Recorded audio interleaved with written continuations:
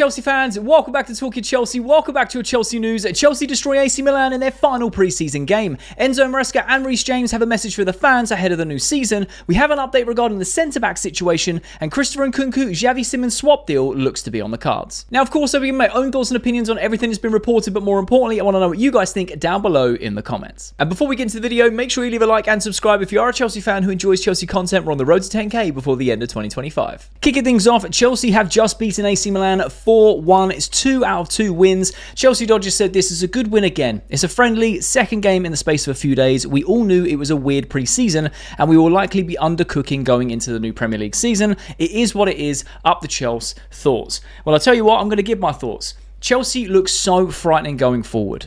6 goals in 2 games, scoring from a range of positions, a range of types of goals. João Pedro, 5 goals in 5 games. Delap scoring a brace today. Those two are going to have some very healthy competition in that number 9 spot this season. That's just my opinion. João Pedro looks unbelievable.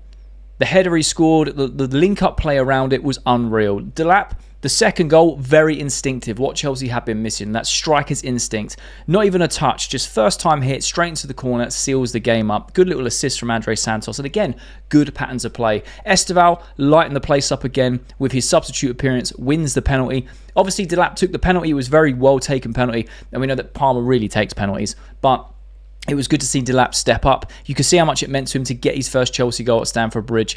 And, you know, there was a lot of memes and a bit of banter in the last game that Delap looked depressed and looked like, oh, what have I done, son of a Chelsea, after Pedro scored in the last game.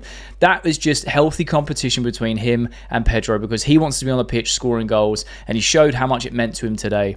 Defensively, I will say, we are solid, but at the same time, there are moments where we get cut through like butter, and it is a bit worrying. Yes, we've got the Levi Colwill situation. We're going to speak about that later on in the video. But overall, very solid defensively in terms of dealing with issues, dealing with attacks. We had a lot of last-ditch tackles. Reece James saving us. Ashimpong, Tosin, Chalobah. Chalobah did go down. He rolled his ankle at some point, but there's no need to worry. By the looks of it, it should be perfectly fine because after some treatment, he was seen walking around the pitch and taken off as a precaution, but it didn't look massively bad, so he should be good and ready for the Crystal Palace game at the weekend. Well, next week, sorry, for the Premier League season. But honestly, I'm so impressed with this Chelsea team. We look so frightening going forward. It seems like every player has their role. Every player knows their job. We seem to be unlocking low blocks. Doesn't matter what team is in front of us. We seem to be dominating possession, breaking things down. We now have more creative players, more polished players for the key areas and key positions. I just feel really good going into next season. Going into this Crystal Palace game, I feel confident. I'm not saying we're going to walk the league. I think we're miles away from that. But I do think that we can compete across all competitions on all fronts with the team that we currently have, and the rotation is a very key part of it. The real nice thing about it is when you take Caicedo off, we put Asugo on, you don't notice the difference. When you take off Enzo and put Andre Santos, you don't notice the difference. When Cole Palmer comes off and Esteval comes on, you don't notice the difference. And like for like across so many positions on the pitch. And that is so strong going across a minimum of a 60-game season. So Hato impressed. Gittins impressed me, other than he was quite wasteful with his chances, which, look, you know, no one's perfect. He's going to have games like that. He's also going to have games where he's not as wasteful. Same with Esteval. He's been incredible in the cameos he's made in the last 2 games, but he's not going to be perfect every single week. So swings and roundabouts. But overall, for me, a fantastic display. The result wasn't really what mattered. It was the performances, and I said that from the get-go in the first game. The performances are what matters most. The performances have been spot on. They've been spot on. Other than that defensive shake-up in terms of Colwill not being available and how we're going to cope with different styles of play, different teams, different oppositions, different systems coming up against them, I still feel confident. I feel like we're going to have to rotate through our centre-backs. Like I said, we're going to talk about the centre-back situation in just a second. But I would love to know your thoughts and opinions down below regarding the Chelsea AC Milan game. What are your overall thoughts and opinions? Are you confident going into the season, knowing that Chelsea seems to be able to, you know, destroy low blocks or, you know, score goals from a lot of different angles and different variable ways of playing? Very curious to know your thoughts. Tom Coley 49 had reported before the game what Enzo Maresca said in the matchday programme. He said, "This year we hope to improve again and build on what we achieved together in our first season together. It starts here." He continues to report what Reece James said in the matchday programme. He said, "We have taken this club back to where it deserves to be, winning trophies on the biggest stages. Now we want to keep moving forward and continuing to get better and better." And again, this just ties into the last part of the video of how refreshing this Chelsea team looks, how serious we are, the intensity we're playing, how everyone is singing from the same hymn sheet, we're pulling the boat in the same direction, we're looking terrifyingly good going forward, the elite mentality that's being settled in. Are we the perfect finished article? No, but we're well on our way to seeing what that vision is going to look like. This season is the season we really kick on. Most players that have come in, they've come in and hit the ground running. We've got players that were here last season that developed. This is the season to really kick on and develop even more. Again, I feel like Chelsea are set up to have a very rotated squad through all these competitions and go far in these competitions. I am personally predicting that Chelsea do very well in a domestic cup, potentially pick one of them up. The league, I'm hoping for a third place finish because that shows progress. Even fourth, if we stayed fourth and win a domestic cup, and a good Champions League run.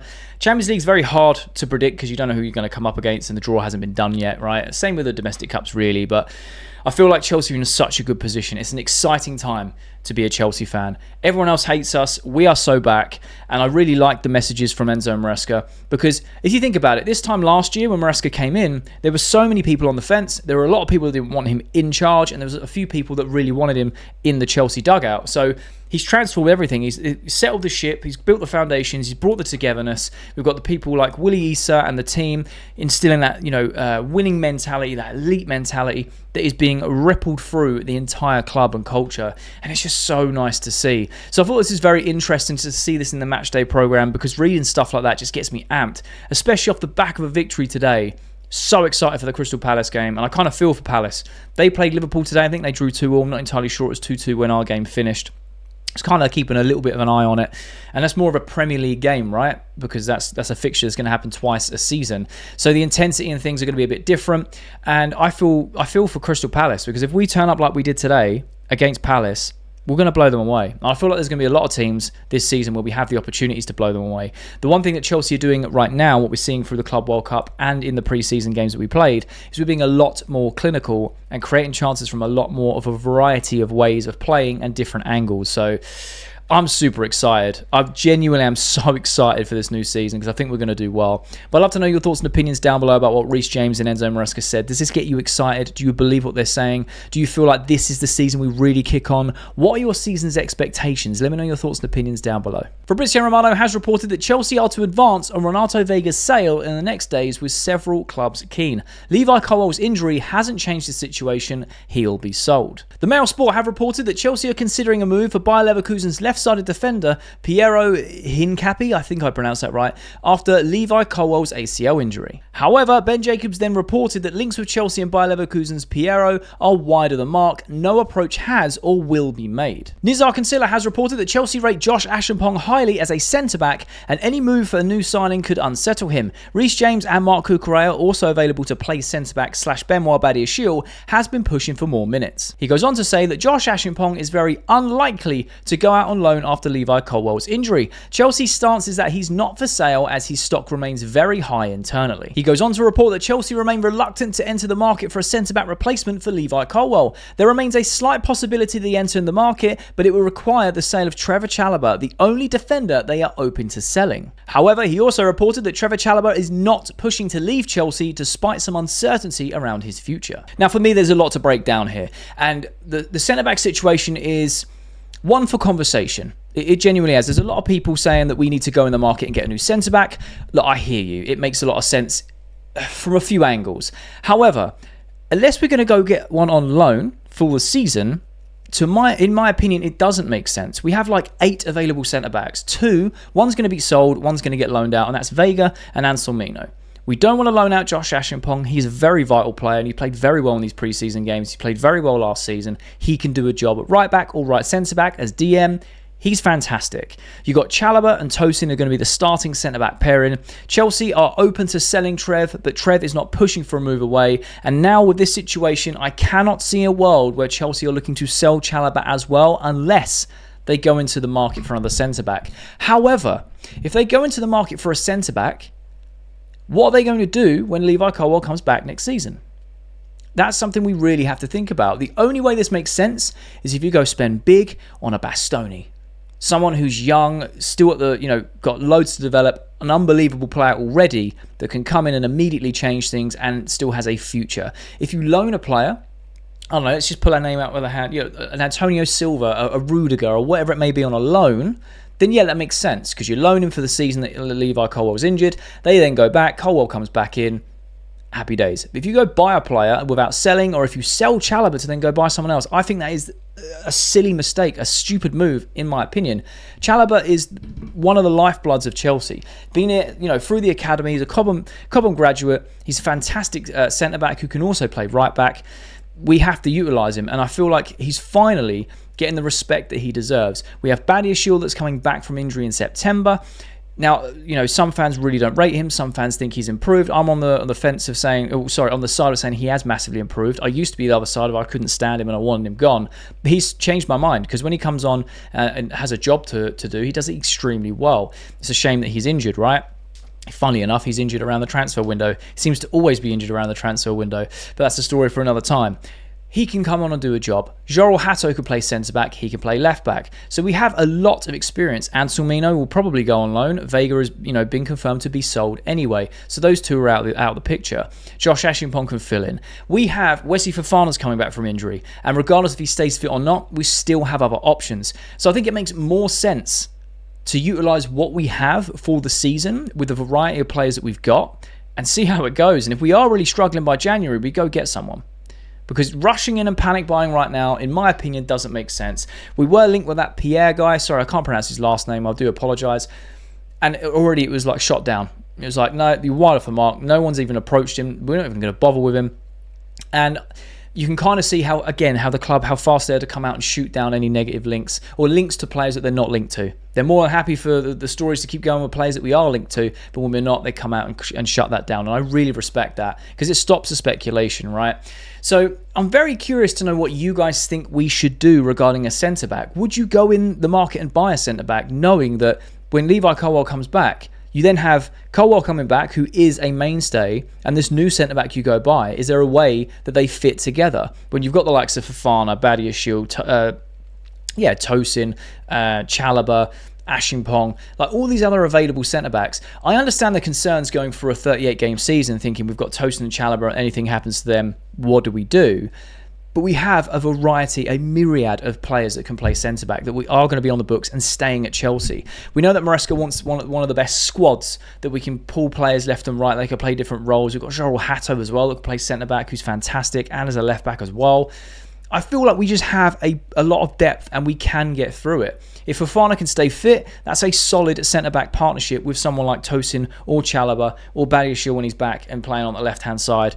Ashimpong, I just feel like we can make do with what we have, rather than jumping in the market and overspending, panic buying someone, and then having another problem of, we need to offload Trevor now, which doesn't make sense to me. And it'd be a massive uproar from the fans. And then next season when Levi Colwill comes back, we go, we've got this extra centre-back. So what do? Offload someone else?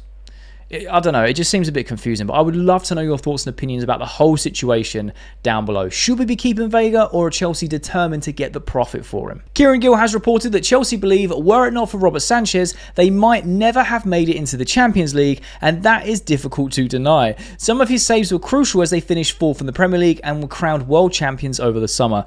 This is wild to me. Right, and again, I hold my hands up. I'll admit when I'm wrong. I have egg on my face. All of that. I'm always open and honest with you guys, right? I have not been Robert Sanchez's biggest fan. The way he started the season, appalling. Wanted him gone. The second half of the season, the last sort of 3, 4, 5 months, he has been improving. The mistakes dried up. The shot stopping we know that he's good at. He's kept some good clean sheets that we needed. He made some incredible saves to keep us in games, whether it was with draws or for wins.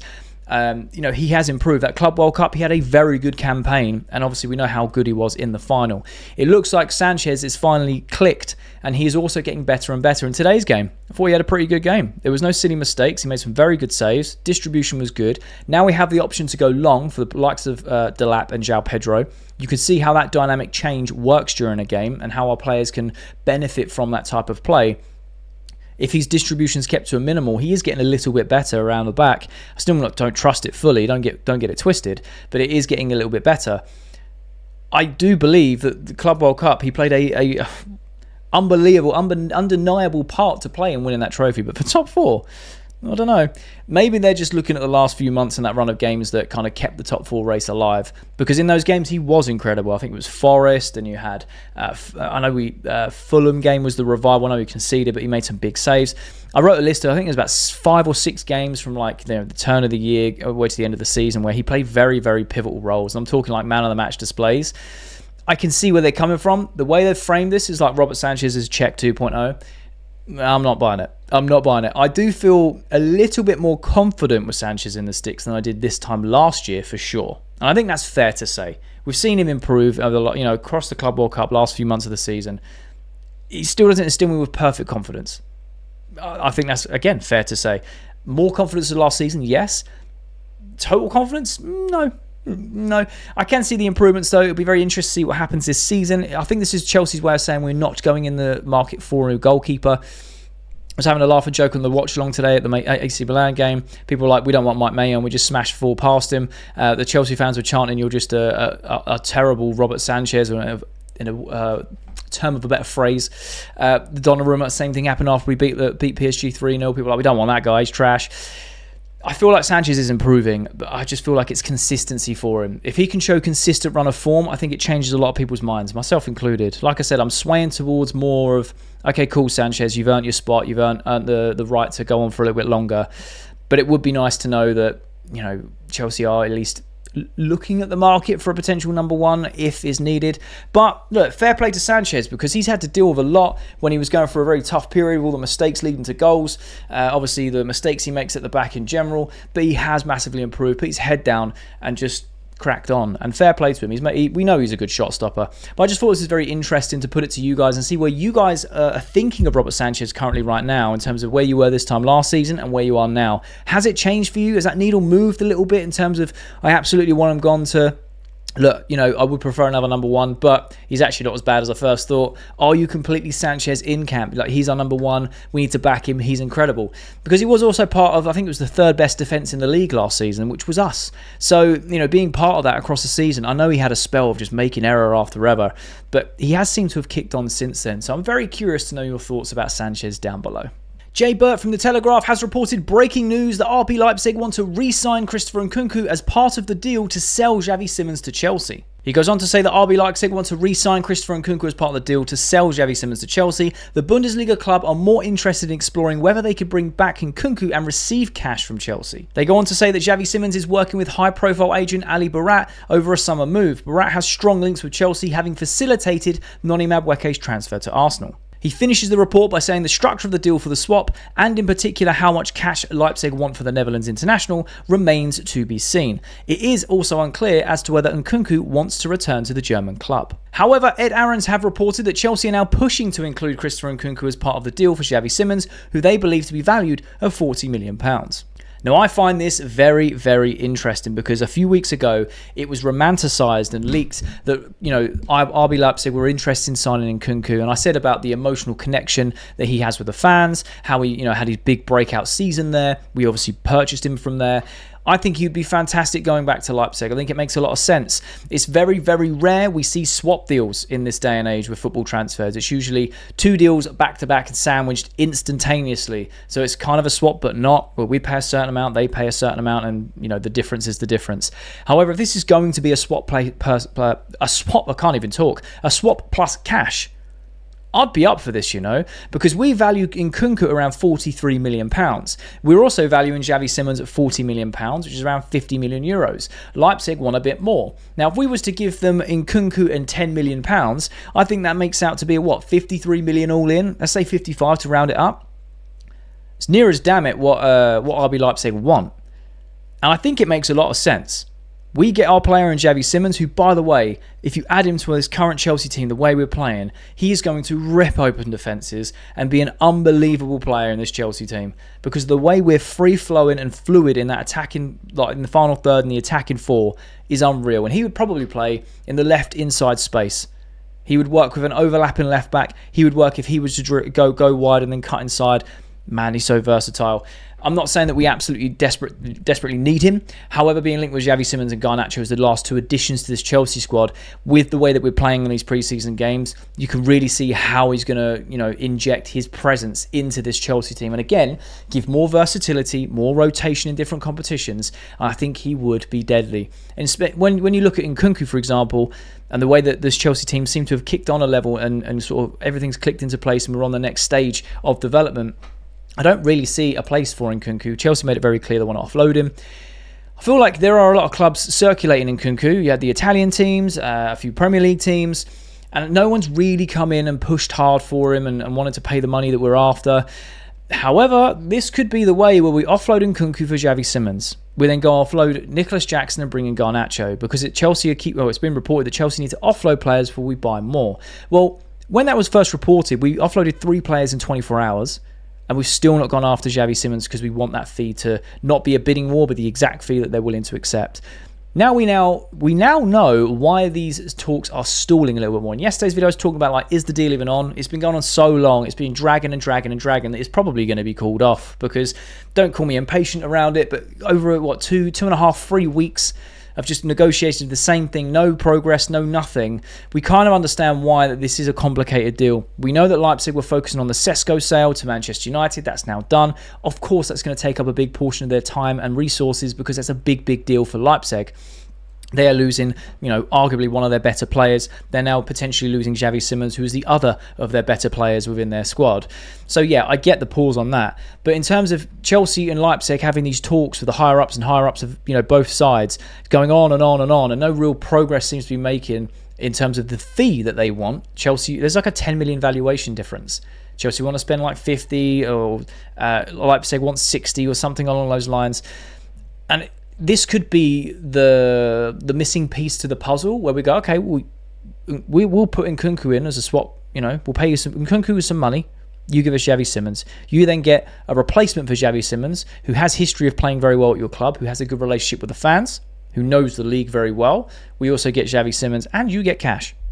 I think that could work in a very, very good way. It's interesting that the reports are conflicting slightly, where it's RB Leipzig are looking to re-sign Nkunku, whereas Ed Aarons is saying Chelsea are pushing Nkunku into the deal, saying look, how about this? So it'll be very interesting to see how it develops, because I feel like using Nkunku as a make weight does make a lot of sense and ticks a lot of boxes for both clubs. It means that Chelsea can offload him. It means Leipzig get that player. We also get Xavi Simons. Everyone's a winner. I feel like Nkunku would want to go back to a club where he's loved and he has that connection with the fans. Bring out the old red balloons. He definitely pulling out the balloons more there than he has in Chelsea or the Chelsea blue. So I think it makes sense for all parties. But that's where we're at. Some breaking news in the Xavi Simons deal. I know you guys are constantly on me in terms of what's happening, have any updates, whatever. Again, I just react to the news, give my opinion, and ask for yours down below. So I want to know your thoughts and opinions down below regarding this swap move specifically. Does this make sense for all parties? Does it make sense for Nkunku as a player and the two clubs? Does it make sense for the whole thing to go through this way, or should Chelsea just be giving RB Leipzig the money straight for Xavi Simons and looking to offload Nkunku elsewhere? Very curious to know your thoughts down below. And that's the latest Chelsea news. Let me know your thoughts and opinions on everything that's been reported down below in the comment section. I love having a conversation with you guys. And if you have watched this video all the way to the end, firstly, you're a real one, and I mean that, you're a real one. But secondly, there'll be a thumbnail appears on the screen. So if you are a Chelsea fan who enjoys Chelsea content, make sure you click that thumbnail because you'll enjoy that video too.